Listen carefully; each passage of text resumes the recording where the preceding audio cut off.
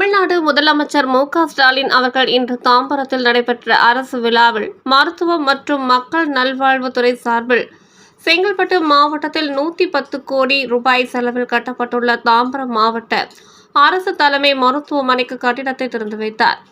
மேலும் வருவாய் மற்றும் பேரிடர் மேலாண்மை துறை சார்பில் பல்லாவரத்தில் நடைபெற்ற நிகழ்ச்சியில் 1672.52 கோடி மதிப்பில் 20,021 பயனாளிகளுக்கு வீட்டுமனை பட்டாக்களை வழங்கினார்.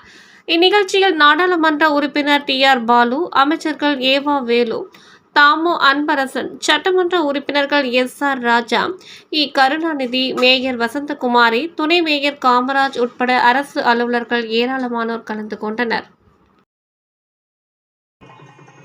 மாவட்ட தலைமை மருத்துவமனையின் 5வது தளத்திலுள்ள அறுவை சிகிச்சை அரங்கையும் அதே தளத்திலுள்ள தீவிர சிகிச்சை பிரிவையும் பார்வையிட்டுக் கொண்டிருக்கிறார்கள் மாண்புமிகு தமிழ்நாடு முதலமைச்சர் அவர்கள்.